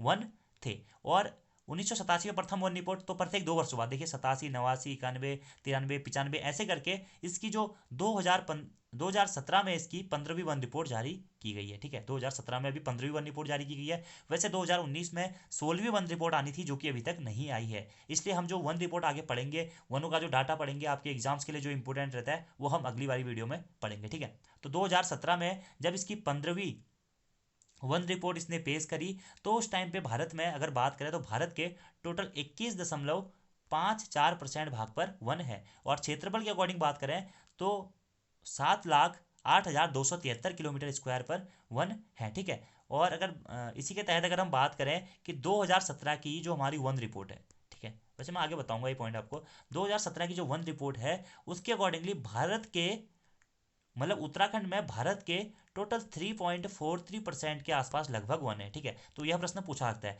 कि उत्तराखंड में संपूर्ण भारत के कितने परसेंट वन है, तो 3.43% लगभग आसपास भारत के वन है। मतलब भारत के वनों के अंतर्गत जो उत्तराखंड का परसेंट आता है वो आता है 3.43%। ठीक है, और टोटल जो हमारी 2017 की रिपोर्ट थी, 15वीं वन रिपोर्ट या 15वीं वन सर्वेक्षण रिपोर्ट, जो कि हमारा जारी करता है भारतीय वन सर्वेक्षण विभाग, जिसकी स्थापना 1981 में हुई थी, उसके तहत 15वीं वन रिपोर्ट के तहत भारत में टोटल 21.54% भाग पर वन थे, जिसमें से उत्तराखंड में अगर वनों के परसेंट की बात करें तो टोटल भारत के 100% में से 3.43% भाग पर उत्तराखंड में लगभग लगभग वन स्थित हैं। और ये पॉइंट भी आपको जरूर नोट कर लेना है। आगे बढ़ते हैं। 1987 में ही एक और चीज़ याद हुई थी, नोट हुई थी कि भारतीय वन अनुसंधान परिषद की स्थापना की गई थी। ठीक है दोस्तों, थोड़ा सा कॉम्प्लिकेटेड हो रहा होगा क्योंकि बहुत सारी चीज़ें मिक्सअप हो गई हैं, सनी सन है, चीज़ें ही चीज़ें हैं, लेकिन आप इसे नोट करें और एक बार खुद से पढ़ें तो आपको ये एग्जैक्टली क्लियर हो जाएगा सारी चीज़ें। ठीक है, लेकिन आपको पढ़ना पड़ेगा उसके लिए। उसके बाद देखिए 1991 में क्या हुआ, और यह प्रश्न एग्जाम में भी पूछा जा चुका है। 1991 में एमएचआरडी मंत्रालय ने वन अनुसंधान संस्थान को ड्रीम्ड विश्वविद्यालय का दर्जा दिया। तो यह प्रश्न एग्जाम में पूछा गया है। एफआरआई यानी कि वन अनुसंधान संस्थान या फिर भारतीय वन अनुसंधान संस्थान को ड्रीम्ड विश्वविद्यालय या ड्रीम विश्वविद्यालय या सम विश्वविद्यालय का दर्जा किस वर्ष दिया गया, तो 1991 में दिया गया। और मैंने बता दिया आपको एफआरआई से एक और प्रश्न पूछा गया है कि एफआरआई ने अपने 100 वर्ष कब पूरे किए, तो 2006 में एफआरआई ने अपने 100 वर्ष भी पूरे किए थे। इसी के साथ साथ एक और पॉइंट आपको याद रखना है कि 2006 में ही एफआरआई ने प्लेटिनम जुबली भी मनाया है। ठीक है, प्लेटिनम जुबली कब मनाया, 2006 में मनाया है। इसी के तहत कुछ और पॉइंट भी है हमारे, वो भी हम बात कर लेते हैं। 2005 सॉरी फिर आती है बात क्या है 2001 की। तो मैंने आपको बताया था 1988 में जो हमारी राष्ट्रीय वन नीति में संशोधन हुआ था 1952 वाली में, ठीक है, जो कि वर्तमान समय तक चल रही है राष्ट्रीय वन नीति। ठीक है, तो ये जो वन नीति थी यही लागू कर दी गई जब सन 2000 में उत्तराखंड राज्य बना ना। अब हम उत्तराखंड में आ चुके हैं। ठीक है, तो जब सन 2000 में उत्तराखंड राज्य बना तो उस टाइम पर राज्य की कोई वन नीति नहीं थी। तो उसने क्या किया, सन 2001 में ही जो राष्ट्रीय वन नीति 1988 थी, इसमें थोड़ा बहुत संशोधन करके इसी वन नीति को राज्य में लागू कर दिया। यानी कि जो उत्तर प्रदेश में भी दोस्तों राष्ट्रीय वन नीति 1988 लागू थी, तो वही 2000 तक तो वही थी। 2001 में जब उत्तराखंड राज्य ने किया उस वन नीति में थोड़ा बहुत संशोधन करके उत्तराखंड राज्य में वन नीति लागू कर दी। ठीक है, तो 2001 में क्या हुआ, उत्तराखंड राज्य ने अपनी वन नीति लागू करी। कब, 2001 में। ठीक हो गया। और 1988 की राष्ट्रीय वन नीति में संशोधन करके उत्तराखंड सरकार ने राज्य वन नीति लागू करी। ठीक है, इसी के तहत अगर हम बात करें 2001 में ही एक और चीज हुई कि जो हमारा इंडियन फॉरेस्ट एक्ट 1927 था, यानी कि जो भारतीय वन अधिनियम 1927 था, उसमें संशोधन करके भारतीय वन उत्तरांचल संशोधन अधिनियम 2001 में पारित किया गया और 2002 में इसे लागू कर दिया गया। मैंने आपको बताया कि जो हमारी भारत में वन नीति चल रही है, कौन सी चल रही है, 1988 वाली चल रही है। भारत में जो वन अधिनियम चल रहा है वो चल रहा है 1927 वाला। उसी प्रकार उत्तराखंड सरकार ने क्या किया, जब 2001 में उन्होंने प्रथम वन नीति लागू की गई तो क्या किया उन्होंने, 1988 वाला जो वन नीति थी राष्ट्रीय थी उसको संशोधित करके लागू किया गया। और जो 1927 वाला जो हमारा वन अधिनियम था उसी में संशोधन करके उसी वन अधिनियम का नाम चेंज करके इन्होंने क्या रख दिया, उसका नाम रख दिया Indian forest Uttaranchal amendment act 2001, यानी कि भारतीय वन उत्तरांचल संशोधन अधिनियम 2001 में उसे पारित किया और 2002 में उसे लागू कर दिया गया। तो अब यहाँ से दो चीज़ें बनती हैं कि उत्तराखंड में राज्य वन नीति कब लागू की गई, 2001 में, उत्तराखंड में राज्य वन अधिनियम कब लागू किया गया? 2002 में। जबकि पारित कब हो गया था? 2001 में हो गया था, जिसे हम कहते हैं भारतीय वन उत्तरांचल संशोधन अधिनियम। ठीक है, तो देखिए 2001 में उत्तराखंड राज्य वन नीति लागू हुई। उसके बाद क्या हुआ? 2005 में बात करते हैं हम, क्या हुआ था? उत्तराखंड वृक्षारोपण नीति लागू कर दी गई। ठीक है, और 2005 में ही क्या हुआ था? उत्तराखंड वन पंचायत अधिनियम भी लागू किया गया। ठीक है, क्या? उत्तराखंड वन पंचायत अधिनियम। अभी मैंने आपको थोड़ी देर पहले क्या बताया था? मैंने आपको बताया था उत्तराखंड वन अधिनियम। तो वन अधिनियम और वन पंचायत अधिनियम में अंतर है। वन अधिनियम जो कि 1927 वाला अमेंडमेंट करके बना दिया, कब लागू किया गया? 2002 में। लेकिन वन पंचायत अधिनियम कब लागू किया गया? वो किया गया 2005 में। तो आपको 2005 में दो चीजें नोट करनी है कि उत्तराखंड वृक्षारोपण नीति लागू की गई, इसी के साथ साथ में 2005 में उत्तराखंड वन पंचायत अधिनियम भी लागू किया गया। ठीक है, और वन पंचायतों का गठन उत्तराखंड में कब किया था? 1931 में किया था, मैं आपको बता चुका हूँ। ठीक है, उसके बाद क्या हुआ? 2005 में ही एक और चीज हुई, क्या? नेशनल टाइगर अथॉरिटी की स्थापना हुई, यानी कि राष्ट्रीय बाघ संघ की स्थापना हुई। कब? 2005 में। और इसी कारण 29 जुलाई को मनाया जाता है क्या? राष्ट्रीय बाघ दिवस या बाघ दिवस, अंतर्राष्ट्रीय बाघ दिवस या बाघ दिवस मनाया जाता है कब? 29 जुलाई को। अब 2005 में क्या हुआ था? मैंने आपको बता दिया, उत्तराखंड वन पंचायत अधिनियम लागू हुआ। और उत्तराखंड वन पंचायत अधिनियम को संशोधित कब किया गया? 2012 में उत्तराखंड वन पंचायत अधिनियम को संशोधित किया गया। तो ये पॉइंट भी आपको याद रखना है। वन पंचायत अधिनियम लागू किया गया 2005 में, वन पंचायत अधिनियम को संशोधित कब किया गया? 2012 में। ठीक है, इसी के साथ आपको एक और चीज याद रखनी है, यानी आपको बताया उत्तराखंड में वन नीति कब लागू की गई थी? 2001 में, 1988 वाले को संशोधित करके। ठीक है, तो अब बात आती है कि उत्तराखंड राज्य में वन नीति में संशोधन कब किया गया? तो 4 अप्रैल 2016 को उत्तराखंड वन नीति में संशोधन किया गया। ठीक है, तो ये पॉइंट भी आपको नोट करना है कि 4 अप्रैल 2016 को उत्तराखंड वन नीति में संशोधन किया गया।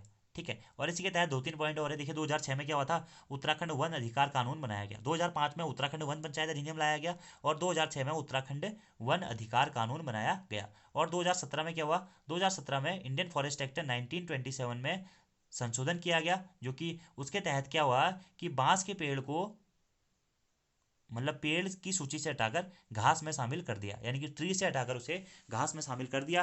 क्योंकि बांस से क्या होता है दोस्तों, कुछ लोग अपने कुटीर उद्योग चलाते हैं, जिसके कारण उन पर अधिक मात्रा में टैक्स लग रहा था। इस कारण उन्होंने क्या किया? पेड़ से हटाकर इसको घास बना दिया, यानी कि उसको काटने के लिए आप परमिशन नहीं चाहिए। ठीक है, तो ये थे इंपोर्टेंट पॉइंट। इसके अलावा भी एक दो इंपोर्टेंट पॉइंट हमारे छूट गए हैं। अब वो क्या थे? देखिए यहाँ पे थोड़ा सा बात कर लेते हैं कि उत्तराखंड देश का एकमात्र राज्य है जहाँ पर क्या है? वन पंचायत है। देश का एकमात्र राज्य जहाँ पर वन पंचायत है, कौन सा है? हमारा उत्तराखंड है। और उत्तराखंड में वन पंचायतों का गठन कब हुआ था? 1931 में हुआ था। टोटल यहाँ पर 9 सदस्य होते हैं, जिसमें से 4 महिलाएं अनिवार्य हैं। और उत्तराखंड के टोटल 11 जनपदों में क्या है? वन पंचायत है। और जो 2 जनपद हैं, हरिद्वार और उधमसिंह नगर, इन 2 जनपदों को छोड़कर उत्तराखंड के सभी 11 जनपदों में क्या है? वन पंचायत है। और एक और प्रश्न यहाँ से पूछा जाता है कि पंचायतों में महिलाओं को कितना % आरक्षण है, या वन पंचायत में महिलाओं को कितना % आरक्षण है? तो 50% आरक्षण है वन पंचायत में महिलाओं को। ठीक है, इसी के तहत उत्तराखंड वन पंचायत अधिनियम कब लाया गया? 2005 में लाया गया, उत्तराखंड वन पंचायत अधिनियम। ठीक है, और 2006 में क्या हुआ था? 2006 में उत्तराखंड वन अधिकार कानून लाया गया था। 2012 में क्या हुआ था कि उत्तराखंड वन पंचायत अधिनियम को संशोधित किया गया था। कब? 2012 में। ठीक है, और अगला जो पॉइंट है उत्तराखंड वन नीति। तो जैसा कि मैंने आपको बताया, उत्तराखंड वन नीति कब लाई गई? 2001 में लाई गई, जो कि 1988 का राष्ट्रीय वन नीति थी, उसमें संशोधन करके इसे 2001 में लाया गया। फिर इसे उत्तराखंड वन नीति को संशोधित कब किया गया? तो 4 अप्रैल 2016 को उत्तराखंड वन नीति को संशोधित किया गया। ठीक है, बाकी FRI के बारे में बात थी, तो FRI यानी कि फॉरेस्ट रिसर्च इंस्टीट्यूट, ठीक है, जो कि कहाँ स्थित है? देहरादून में, का सभागार पूरे विश्व में या एशिया में लकड़ी से निर्मित एकमात्र हॉल है। ठीक है, तो ये पॉइंट भी आपको याद रखना है कि पूरे विश्व या एशिया में लकड़ी से निर्मित एकमात्र संग्रहालय कौन सा है? तो वह है FRI। ठीक है, और टोटल FRI में कितने संग्रहालय हैं? 6 संग्रहालय हैं। ठीक है, और FRI देहरादून में ही 18,000 काष्ठ नमूनों का एक काष्ठ संग्रहालय भी स्थित है। 18,000 काष्ठ नमूनों का एक काष्ठ संग्रहालय कहाँ स्थित है? ये है FRI देहरादून में। और FRI की हिस्ट्री क्या है? और 1991 में इसे ड्रीम्ड विश्वविद्यालय का दर्जा दिया गया था। ठीक है, इसके साथ साथ 2006 में इसने अपने 100 वर्ष पूरी की और प्लेटिनम जुबली यहाँ पर मनाया गया। अगर हम FRI के इतिहास की बात करें तो सर्वप्रथम 1878 में फॉरेस्ट स्कूल के नाम से इसका गठन किया गया। ठीक है, 1878 में, या forest institute of Dehradun, forest school of Dehradun के नाम से। 1884 में इसे इंपीरियल फॉरेस्ट स्कूल नाम दिया गया। फिर क्या हुआ, 1906 में इसका नाम चेंज करके कर दिया गया इंपीरियल फॉरेस्ट रिसर्च इंस्टीट्यूट, और बाद में इसे एफआरआई यानी कि इंडियन फॉरेस्ट रिसर्च इंस्टीट्यूट के नाम से भी जाना जाता है। ये थी एफआरआई की हिस्ट्री, और ये थी टोटल हमारी उत्तराखंड वन पंचायत की हिस्ट्री, कि उत्तराखंड या फिर भारत की कहें। मैंने आपको बताया 1826 से लेकर मैंने आपको टोटल जो हमारा 2016 तक, वन में 2017 में मैंने आपको बताया गया इंडियन फॉरेस्ट एक्ट 1927 में संशोधन हुआ, और बांस के पेड़ को हटाकर घास बना दिया गया। ठीक है, बाकी इनमें बार बार संशोधन होते रहते हैं, वो कि इतने इंपॉर्टेंट ही नहीं। यहाँ से यहाँ तक हमने कवर अप किया, तो जाहिर सी बात है भाई, आपने 200 साल पूरे किए हैं, तो आपको 200 साल के बीच में कन्फ्यूजन तो होगा ही होगा कि वनों में क्या क्या हुआ था, क्या क्या चीज़ें हुई थी। तो इसलिए आपको इन सबको पहले लिखना है, नोट करना है, समझना है, और उसके बाद अच्छी तरीके से एक बार रिवीजन करना है, तब आपको ये सभी चीज़ें याद हो पाएंगी। ठीक है, अभी हमारा एक और टॉपिक छूट गया, क्या एक और टॉपिक छूट गया हमारा, क्या एफआरआई यानी कि फॉरेस्ट रिसर्च इंस्टीट्यूट। और शायद एक दो पॉइंट मैं भूल भी चुका हूँ, जो कि मैं आप लोगों को बता दूंगा अगर मैं वैसे भूला हूँगा तो। ठीक है, तो सबसे पहले हम बात करते हैं एफआरआई की, यानी कि फॉरेस्ट रिसर्च इंस्टीट्यूट, जिसे हम कहते हैं भारतीय वानिकी संस्थान या फिर भारतीय वन अनुसंधान संस्थान। इसके बारे में मैंने आपको बताया है। वैसे इसका इतिहास वैसे स्टार्ट होता है 1878 से। ठीक है, जब ब्रिटिश बैंडिज, जो कि फॉरेस्ट के जनक पिता माने जाते हैं, forest of father of forestry नाम से जिसे जाना जाता है, उन्होंने 1878 में क्या किया था, देहरादून में एक फॉरेस्ट स्कूल की स्थापना की गई थी। इसी 1878 के बाद 1884 में इसका नाम चेंज हो गया था, क्या, इंपीरियल फॉरेस्ट स्कूल। उसके बाद 1906 में इसी इंपीरियल फॉरेस्ट इंस्टीट्यूट को चेंज करके बना दिया गया, क्या, इंपीरियल फॉरेस्ट रिसर्च इंस्टीट्यूट। ठीक है, और स्वतंत्रता के बाद इसी इंपीरियल फॉरेस्ट रिसर्च इंस्टीट्यूट को हम जानते हैं, क्या, इंडियन फॉरेस्ट रिसर्च इंस्टीट्यूट के नाम से, यानी कि भारतीय वन अनुसंधान संस्थान के नाम से। तो भारतीय वन अनुसंधान संस्थान की स्थापना कब हुई थी, 1906 में। कहाँ हुई थी, देहरादून में। भारतीय वन अनुसंधान संस्थान कहाँ स्थित है, देहरादून में। ठीक है, इसका जो भवन है भारतीय वन अनुसंधान संस्थान का, वह कौन सी शैली में बना हुआ है। ठीक है, तो यूनानी रोमन शैली में, यूनानी रोमन और औपनिवेशिक शैली में बना हुआ माना जाता है एफआरआई भवन। ठीक है, कौन सी शैली में, यूनानी रोमन शैली, या फिर आप इसे कहते हैं ग्रीक रोमन। ठीक है, यूनान को ही ग्रीक भी कहते हैं, तो ग्रीक रोमन शैली में बना हुआ माना जाता है, क्या, एफआरआई का मुख्य भवन। और एफआरआई में टोटल 6 संग्रहालय हैं, जो कि हमारे पैथोलॉजी संग्रहालय, और सामाजिक वानिकी संग्रहालय, वनवर्धन संग्रहालय, लकड़ी संग्रहालय, आकाष्ठ वन उत्पाद संग्रहालय, और कीट विज्ञान संग्रहालय। ठीक है, इसी के तहत एफआरआई से कुछ इंपोर्टेंट चीज़ें हैं कि 1906 में इंपीरियल फॉरेस्ट रिसर्च इंस्टीट्यूट के नाम से इसे चांदबाग देहरादून में स्थापित किया गया। चांदबाग से इसे 1923 में स्थानांतरित करके अपने वर्तमान स्थल चक्राता रोड देहरादून में स्थानांतरित कर दिया गया। अभी भी ये चक्राता रोड देहरादून में ही स्थित है, और स्वतंत्रता के बाद इसका नाम चेंज होकर कर दिया गया इंडियन फॉरेस्ट रिसर्च इंस्टीट्यूट। ठीक है, और जो हमारे महान क्रांतिकारी थे रास बिहारी बोस जी ने 8 साल तक प्रधान लिपिक के रूप में एफआरआई में कार्य किया था। तो एग्जाम में प्रश्न पूछा जा सकता है कि वह महान क्रांतिकारी जिन्होंने एफआरआई कार्यालय में काम किया था, तो वो थे कौन, रास बिहारी बोस। 8 साल तक इन्होंने प्रधान लिपिक के रूप में यहाँ पर कार्य किया था। एफआरआई के बारे में एक दो चीज़ें और हैं कि एफआरआई की इमारत Guinness book of world record में दुनिया की सबसे विशुद्ध रूप से ईंट संरचना के रूप में सूचीबद्ध की गई है। तो एग्जाम में प्रश्न पूछा जा सकता है कि उत्तराखंड की कौन सी इमारत Guinness book of world record में दुनिया की सबसे विशुद्ध रूप से ईंट संरचना के रूप में सूचीबद्ध की गई है, तो एफआरआई भवन की इमारत। इसी के तहत जो हमारा एफआरआई का मुख्य भवन है दोस्तों, उसका जो निर्माण किया था वह किसने किया था, सीजी ब्लूमफील्ड साहब ने। ठीक है, तो 1929 में एफआरआई मुख्य भवन का निर्माण सीजी ब्लूमफील्ड द्वारा ग्रीक रोमन आर्किटेक्चर, या फिर मैंने आपको बता दिया क्या कहते हैं इसे, ग्रीक को यूनानी रोमन शैली में बनाया गया। ठीक है, तो पूछा जाता है कि जो एफआरआई का मुख्य भवन है उसका निर्माण किसके द्वारा किया गया, तो सीजी ब्लूमफील्ड के द्वारा उसका निर्माण किया गया। कब, 1929 में। और कौन सी शैली में, ग्रीक रोमन शैली में या फिर यूनानी रोमन शैली में। ठीक है, और वन अनुसंधान संस्थान के मुख्य गेट का नाम क्या है, यह भी एक बार एग्जाम में प्रश्न पूछा गया, तो ब्रांडिस गेट, क्योंकि 1878 में ब्रांडिस ने ही स्कूल के रूप में इसकी स्थापना की गई थी, फाउंडर थे इसके। तो इसी कारण वन अनुसंधान संस्थान का जो मुख्य गेट है उसका नाम क्या है, वह है ब्रांडिस गेट। ठीक है, इसके साथ मैंने आपको बता दिया 1991 में यूजीसी या एमएचआरडी द्वारा एफआरआई को, यानी कि फॉरेस्ट रिसर्च इंस्टीट्यूट यानी कि भारतीय वन अनुसंधान संस्थान को डीम्ड विश्वविद्यालय या फिर सम विश्वविद्यालय का दर्जा दिया गया। कब, 1991 में। इंपॉर्टेंट है, 2006 में इसको पूरे 100 वर्ष हुए, यूपीडीओ 2018 में प्रश्न पूछा गया है, और 2006 में ही एफआरआई ने प्लेटिनम जुबली दिवस भी मनाया। ठीक है, इसके साथ ही एफआरआई देहरादून का सभागार पूरे विश्व में या फिर एशिया में लकड़ी से निर्मित एकमात्र संग्रहालय है, और वर्तमान समय में 18,000 कास्ट नमूनों का एक कास्ट संग्रहालय के रूप में भी एफआरआई देहरादून को ही जाना जाता है। मैंने आपको बताया कि यहाँ पर 6 संग्रहालय हैं। ठीक है, जो इसमें जो लकड़ी संग्रहालय है, यही है दोस्तों क्या, विश्व का या फिर एशिया का लकड़ी से निर्मित एकमात्र संग्रहालय। ठीक है, तो ये थी इंपॉर्टेंट चीज़ें जो कि हमारा वन नीति थी या उससे रिलेटेड। एक बार फिर से दिखा देता हूँ मैं आपको, थोड़ा सा अगर आप लोग को कन्फ्यूजन होगा। ठीक है, तो आप लोग इसे पढ़िएगा, समझने की कोशिश कीजिएगा। और जहाँ तक है मैंने आपको इससे रिलेटेड सारे पॉइंट बता दिए हैं। ठीक है, तो अगली जो वीडियो है उसमें हम पढ़ेंगे वन रिपोर्ट के बारे में। ठीक है, जैसा कि मैंने आपको बताया कि 1981 में गठन हुआ था किसका, राष्ट्रीय वन सर्वेक्षण विभाग का, जिसे हम कहते हैं क्या, भारतीय वन सर्वेक्षण विभाग। 1987 में इसने अपनी पहली रिपोर्ट सबमिट करी। तो 1987 में रिपोर्ट में क्या क्या आया, भारत में कितने वन थे। अभी 2017 में इसने अपनी 15वीं रिपोर्ट सबमिट करी है। तो एग्जाम में अगर आपसे एग्जाम में प्रश्न अभी तक पूछे जाएंगे तो 15वीं वन रिपोर्ट के अकॉर्डिंग ही पूछे जाएंगे। वैसे 2019 में इसकी नई रिपोर्ट आनी थी जो कि अभी तक आई नहीं है, तो हो सकता है वो 2020 में आए। तो तब तक आपको ये 15वीं वन रिपोर्ट 2017 ही पढ़ के जानी है, जहां से एग्जाम में तरह तरह के प्रश्न पूछे जाने के चांसेस बन सकते हैं। ठीक है, तो ये थी इंपॉर्टेंट चीज़ है। इसके अलावा एक बार मैं देख लेता हूँ कुछ अगर मिसअप हुआ है तो।